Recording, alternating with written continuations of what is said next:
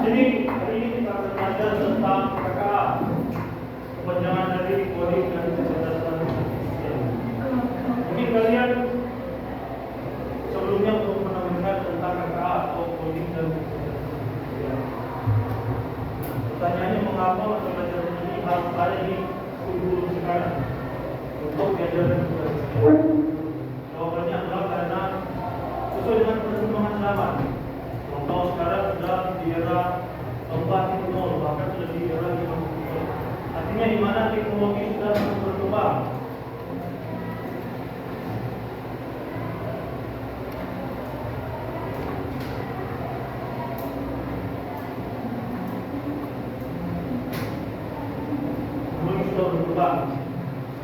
Dan sudah masuk sampai ke kehidupan manusia, entahkah ada di dalam ini pendidikan,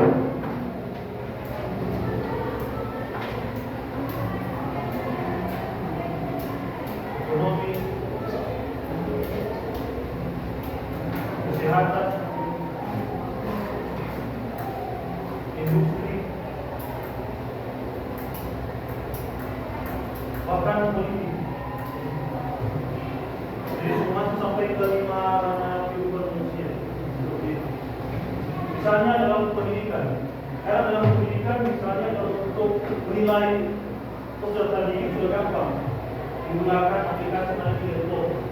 Dulu kan harus membuat tangan dan lain sebagainya. Dalam ekonomi, sekarang sudah ada istilah KRIS, tahu? Aplikasi berbayar digital. Jadi kalau masalah scan di KRIS kemudian langsung muncul transaksi dibayar. Kemudian kesehatan sekarang kalau mau bilang sudah ada dokter digital seperti kalau dokter dan lain sebagainya. Untuk minta konsultasi tentang ini saja apa sampai dari khusus dari internet langsung muncul membuktikan pelanggaran dan lain sebagainya. Dan kalau industri, misalnya industri dalam hal pabrik mobil, pabrik motor dan lain sebagainya. Nah, industri ini membantu manusia untuk membuat atau merakit mobil tanpa tangan manusia, tetapi menggunakan tangan robot. Sehingga kemudian sudah ada yang lebih mudah. Dan lainnya tentang politik bicara juga tentang pertahanan. Kalau kita lihat sekarang banyak negara-negara menggunakan senjata-senjata informasi digital. Makanya mata pelajaran KKA diberikan kepada kalian supaya kalian memahami tentang apa arti kemajuan teknologi. Nah, kita belajar dulu tentang konsep coding. Jadi coding itu adalah proses mengkonversi keinginan manusia menjadi keinginan komputer. Dan coding juga sebenarnya membantu kita untuk menyemai keterampilan berpikir kritis, kreatif, dan mengucapkan misal. Itu coding. Dalam arti ini kita belajar untuk berpikir seperti komputer. Tetapi bukan berarti kita mesti menjadi komputer, tetapi berpikir seperti komputer yang berpikir tegas, pasti dan benar. Itu coding. Ada banyak yang menjadi coding. Sebenarnya kalau di komputer itu ada MBK, kalau mau coba praktek menggunakan aplikasi coding, contohnya Microsoft, saja sederhana. Mungkin kalau waktu itu sampai mau bermain robot.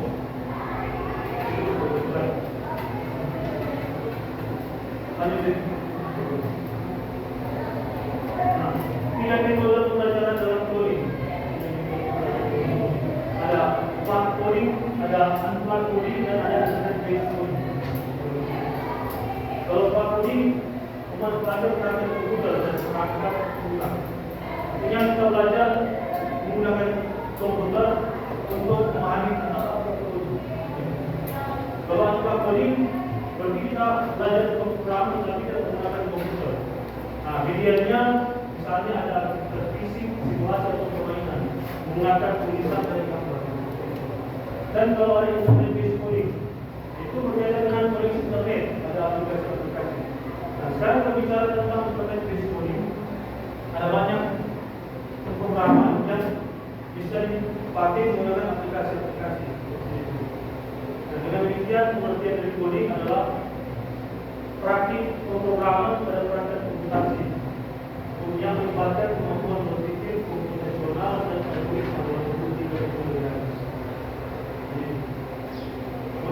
pahami, boleh bridge, Betawi, jangan terlalu tegang, biar kami saja. Nah, tapi untuk berpikir secara komputasional kalau kita tahu perkara sebatas tahu itu perkara. Nah, lanjut. Ini contoh pemrograman menggunakan metode coding. Jadi sistemnya seperti pelajaran matematis. Kalau yang suka belajar matematis, karena kalau yang pasti belajar matematis kan apa ini di kepala? Kita bicara tentang rumus-rumus dan hubungan-hubungan. Ini kalau contoh belajar coding dengan tanpa komputer. Jadi orang mengenal gambar-gambar. Karena kalau belajar coding juga kita mengenal pola dan gambar-gambar. Sama aja kalau kalian bermain tabel, ini puzzle. Nah, kalau kita menghubungkan puzzle itu pakai pola, yang sebarang puzzle yang satu puzzle yang lain, jadi sama dengan pola. Kalau salah berarti dia tidak bisa. Nah, kemudian selain kita belajar coding, kita juga harus belajar tentang dasar artifisial. Nah, dalam komputer yang berusaha mengembangkan sistem yang dapat berserangan tugas seperti manusia. Seperti contohnya, sekarang ada yang namanya ini ChatGPT, Gemini, ChatGPT dan lain sebagainya. Itu pemrograman yang memudahkan manusia untuk menyelesaikan tugas. Contohnya kalau misalnya pelajaran IPS atau kita, carilah negara-negara yang mengatasi Asia Timur. Bisa bagaimana? Dari Gemini atau pakai ChatGPT supaya bisa mengerti.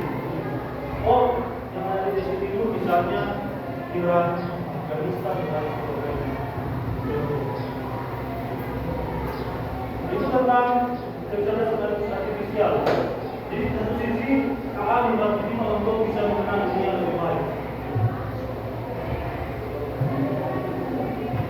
Nah, pembagian kecerdasan artifisial.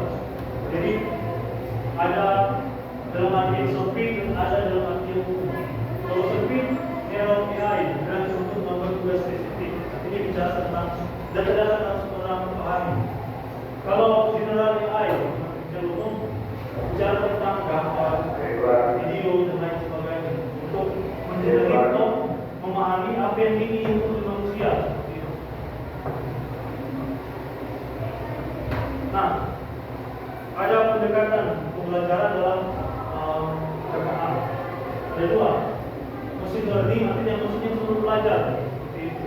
Dan deep learning pembelajaran menggunakan jaringan neural untuk mendalami pola, seperti itu. Oke, sekarang sudah muncul yang namanya robot manusia, robot anjing, tahu itu betul. Contohnya di kepolisian kita sekarang ada robot yang bisa mendeteksi bom. Robot manusia, robot yang lebih hebat dari cara manusia berpikir. Contohnya 30 kali 1000 berapa? 30 apa? Tapi kalau robot kalau kita tanya begitu, dia akan langsung mendeteksi apa yang kita tanyakan dan langsung muncul jawaban. Begitu robot sekali. Dan bahayanya adalah ini, termasuk di sini tentang etika. Ini adalah elemen. Ini yang sebelum tadi tempat elemen dalam belajar komputasional. Di komposisi, pengenalan pola, abstraksi dan algoritma. Ini yang empat saling berhubungan yang boleh kita lepas. Kenapa? Karena saling berkaitan. Di komposisi kita belajar untuk memecahkan masalah, sampai itu hal-hal yang kecil. Baru untuk memecahkan masalah mencari namanya pengenalan pola, mesti mengerti masalah seperti apa dan seperti apa. Dan abstraksi, kita mulai menyaring masalah-masalah yang begitu banyak sampai menemukan ini titik temu masalah dia begitu. Akhirnya algoritma, kita belajar memecahkan masalah secara tepat dan pasti. Ada pertanyaan?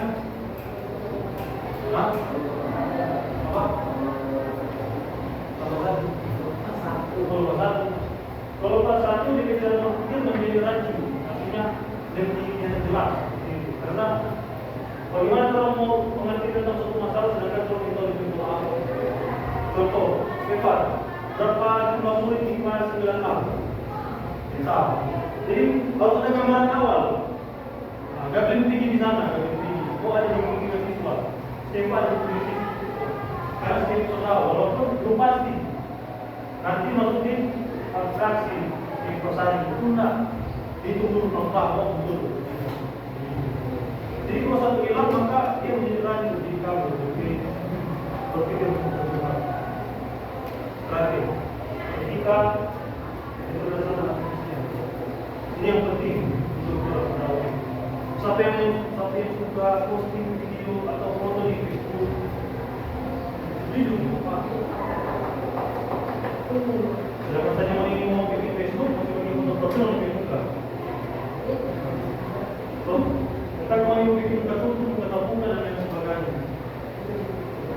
Tapi yang harus orang hati-hati adalah tentang ini, kesadaran bias.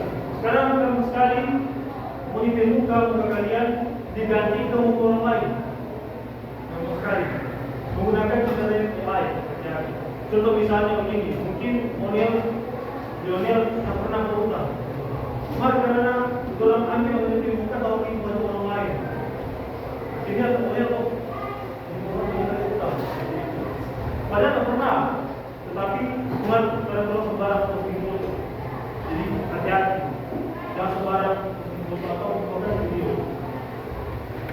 Atau misalnya ada orang minta mesti membawa foto supaya belum dapat poin. Dan ada bantuan dari pemerintah mesti membawa foto supaya belum dapat poin. Hati-hati begitu, bisa saja itu tujuan. Dan privasi data atau keamanan perbedaan diri itu mesti dihati-hati paling. Kemudian tinggal di mana, dari mana, setiap tinggal di mana, kreatif tinggal di mana, domain tinggal di mana, dari mana.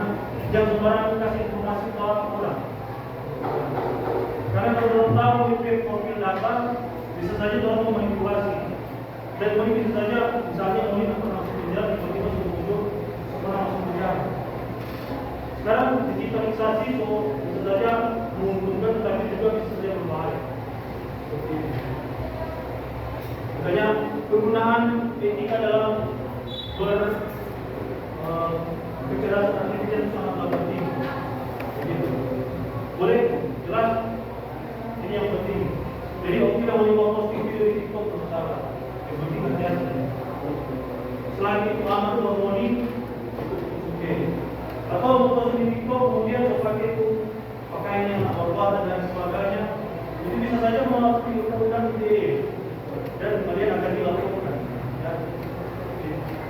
Atau di TikTok beo pisau ya, itu bisa saja dilaporkan. Nah kalau masuk kok mahal itu beda kalau mau pegang pisau kalau musuh semua orang lain lagi. Nah, itu tentang gambar awal coding dan kecerdasan artifisial yang bisa menjadi ya pegangan untuk kita memahami tentang teknologi digital di era 4.0. Nah, ini yang menjadi tugas. Kita masuk di proyek. Nah, ini kan kita belajar tentang PKA, tentang teknologi. Jadi pada kesempatan ini kita belajar untuk memahami teknologi dengan cara belajar mengikuti video. Boleh? Tetapi untuk jadi diploma. Kalau cuma bagaimana kalau mau nyiapin? Nanti ada yang mau protes. Kalau begitu ada 20 satu bolehlah kelompok itu 1 sampai 5 mulai dari satu. Bapak, dia ada bapak, apa aja bapak? Nanti bapak.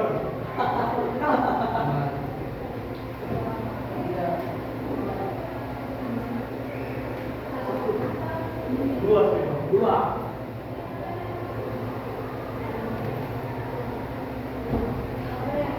Empat. 5. Nah, Sudah kau berdiri yang satu dulu. Yang nomor satu berdiri, yang nomor satu harus. Satu berdiri. Sudah. Cuma tiga, empat. Sudah. Empat.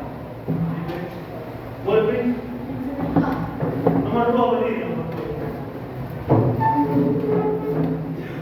Cuma tiga. Empat. Boleh bilang. Nomor tiga berdiri. MS lagi, MS. Beliau minta maaf untuk dulu. Nomor empat berdiri. Empat. Cuma tiga orang.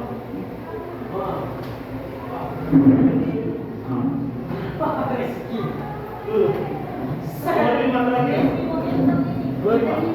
Lima baru. Sini dulu, sini dulu. Satu, dua, tiga, empat. Dulu. Nah, sekarang tugas kalian adalah kalian akan masuk dalam kelompok untuk membuat video dan boleh? Boleh. Videonya tentu bersifat edukasi atau misalnya setting. Oh, ini di luar. Ya, di luar. Oh, bro. Oh, sini mati ya. Sinematik bisa dan lain sebagainya. Paham dan rasio. Rasio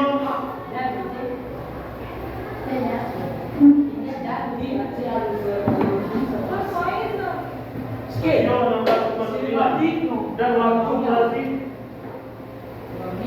2 sampai 3 menit.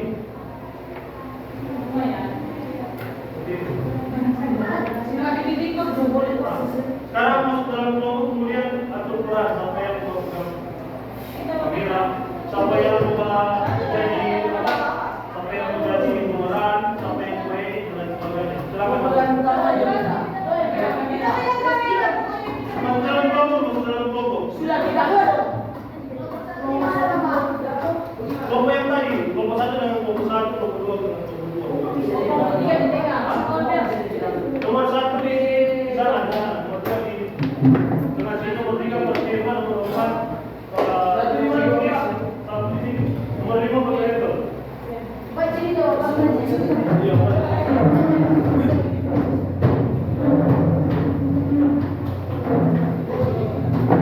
masuk dalam kelompok, masuk dalam kelompok. Sini mas,